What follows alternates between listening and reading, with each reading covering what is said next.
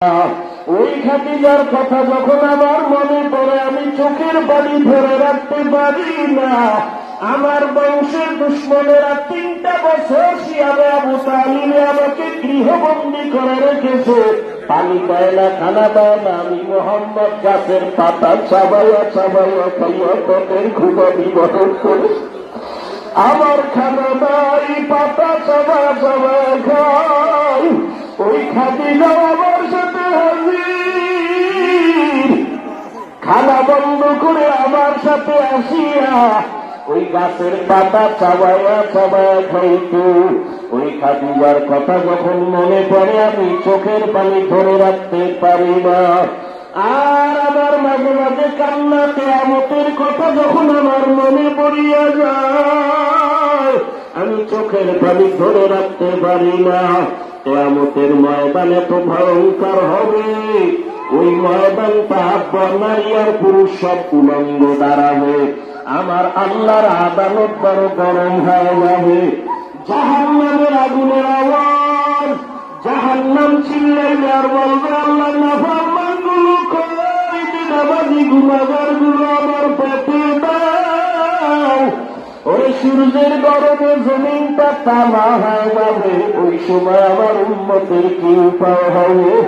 সমস্ত নবীরা কাঁদবেন তাদের নিজের জন্য, উম্মতের মায়ের নবী ডাক দিয়ে বলে আবু বকর গভীর রাতে মসজিদে নববীতে কেন নামাজে দাঁড়ায় কাঁদেন? আবু বকর বলেন ইয়া রাসূলুল্লাহ, আল্লাহর আদালতে কেমনে যে দাঁড়াইয়া হিসাব দিব? ওই মালিকের পরিচয় তো আমি এখনো পাই নাই। আমার মালিকের পরিচয় দাঁড়িয়ে যদি হাসরের ময়দানে দাঁড়াই, ওই হাসরের ময়দানে জাহান্নামের আগুনের গরম, অন্যদিকে সূর্যের গরম সহ্য করা সম্ভব হবে না। আল্লাহ তাআলা রাগান্বিত আওয়াজ দিয়ে বলবেন লিমানিল মুলকুল ইয়াউম লিল্লাহিল ওয়াহিদিল কাহ্হার। আল্লাহ বলবেন আজ দিনের রাজত্ব কার? ও রাজা বাদশারা, ও অহংকারীরা, আরে ওরা পায়ে ধরে ধরে বুঝায় নামাজ পড়ো, পর্দা করো, হালাল খাও। অহংকারী ভাব নিয়ে বলো নামাজ পড়ার দরকার নাই, রোজা রাখো না, পর্দা করো না। ওরে আমার মাওলাকে ছোট মনে করিও না। আমার আল্লাহ যত দয়াময় ততটাই ভয়ঙ্কর।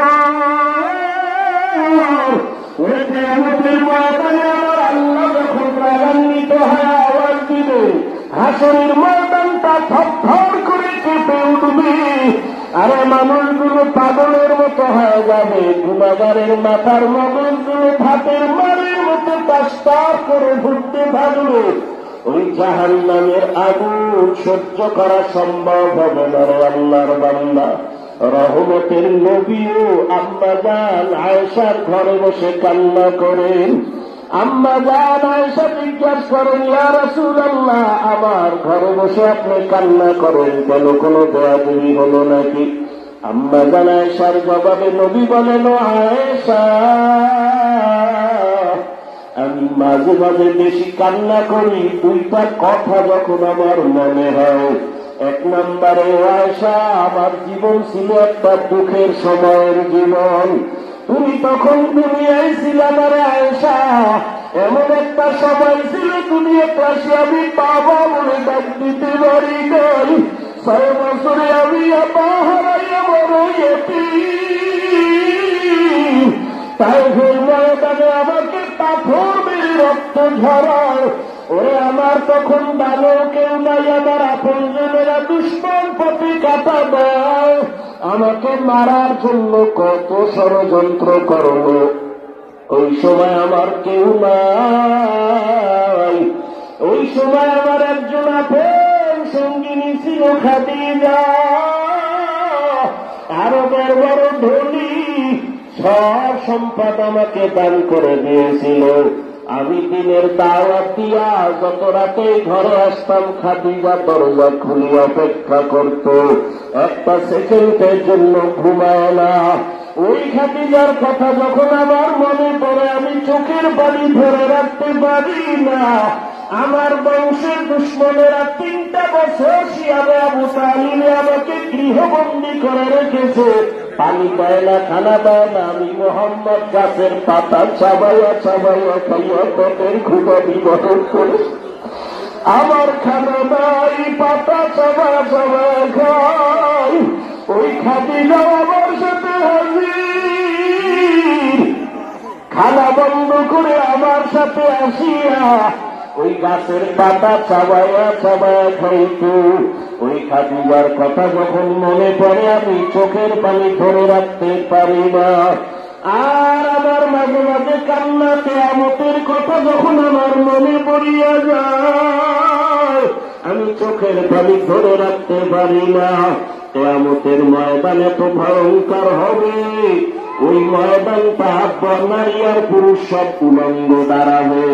আমার আল্লাহর আদালত বড় গরম হয়ে যাবে।